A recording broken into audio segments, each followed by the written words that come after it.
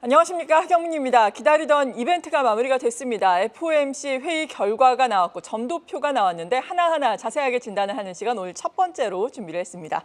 오늘 이 시간은 NH투자증권 리서치센터의 김영환 연구위원 연결되어 있습니다. 안녕하십니까? 네, 안녕하세요. 네, 저희가 질문을 드리기 전에 점도표가 어떻게 나왔는지 그리고 기준금리가 어떻게 형성이 되고 있는지 알아보겠습니다.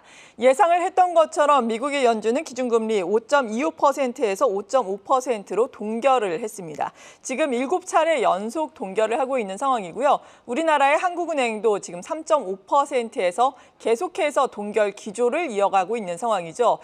미국 같은 경우에 지금 연 한 차례 정도 기준금리 인하가 예상된다라는 분석인데 이에 따라서 국내 한은도 선제적인 금리 인하가 가능할 수 있을지 지켜보도록 하겠습니다.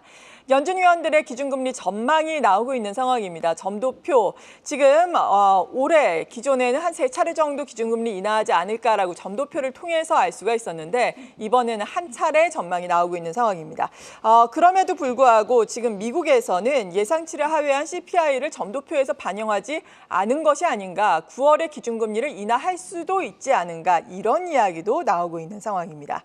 네, 여기에 대해서 김영환 연구위원께서는 어떻게 이번 발표 내용 생각을 하고 계신지 궁금하거든요.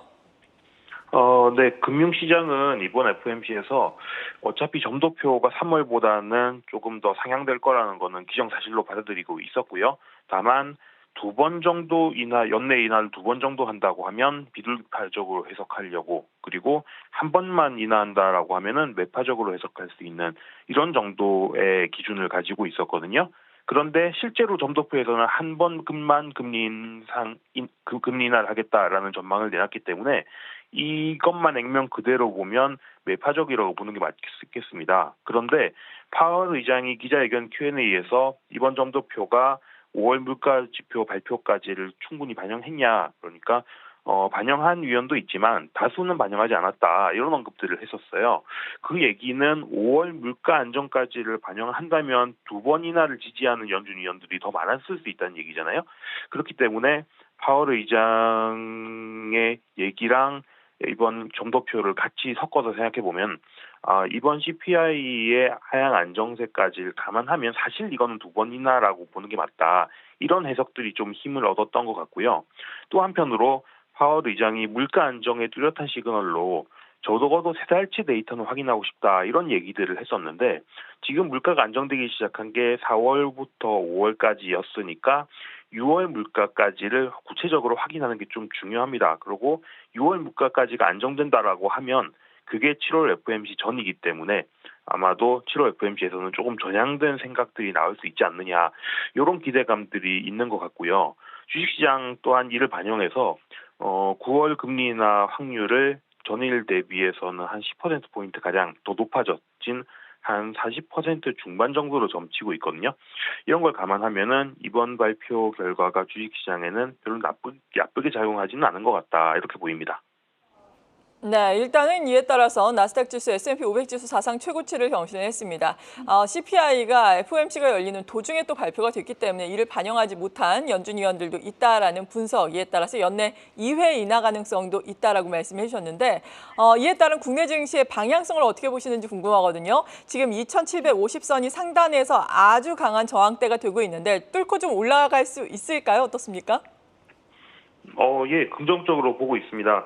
전일 미국 시장을 견인했던 모멘텀 중에서 이런 FOMC나 CPI 발표를 제외하면은 또 한 가지 강한 모멘텀이 애플의 AI 도입 기대감 부분이었는데요.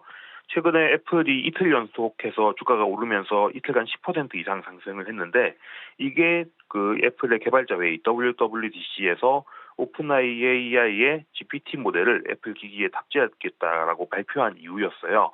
이게 왜 중요하냐면은 이런 인공지능 모델이 그런 모바일 기기까지 들어가는 흔히 온디바이스 AI라고 부르는 부분이 활성화가 되면은 한국 주식시장에서도 AI 관련되는 모멘텀을 받을 수 있는 범위가 좀 넓어진다라는 얘기가 될 거거든요. 지금까지는 뭐 이런 거대 언어 모델 학습에 쓰였던 HBM 위주로 이제 수혜를 받았다라고 하면은 앞으로 이런 것들이 모바일 기기로 들어간다고 하면 핸드셋 관련 밸류체인들, 그리고 모바일 칩 관련 반도체 이런 쪽들로 확산성을 가질 수 있기 때문에 주식시장 입장에서는 매크로 외에 펀더멘탈 요인들이 미국에서 흘러나오고 있는 얘기들도 긍정적으로 작용하고 있다 이렇게 볼 수 있을 것 같고요.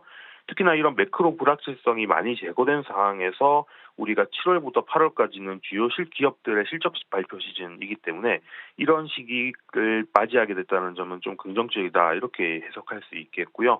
그런 관점에서는 주식시장을 좀 긍정적으로 접근을 하고 특히나 반도체 같은 IT 분야 중심의 포트폴리오를 구성하면 좀 적당하지 않을까라고 생각합니다. 네, 지금까지 NH투자증권 리서치센터의 김영환 연구위원이었습니다. 감사합니다. 네, 감사합니다. 계속해서 다양한 경제 이슈를 알고 싶다면 구독과 좋아요, 알림 설정 부탁드립니다. AI 캐스터 권미정이었습니다.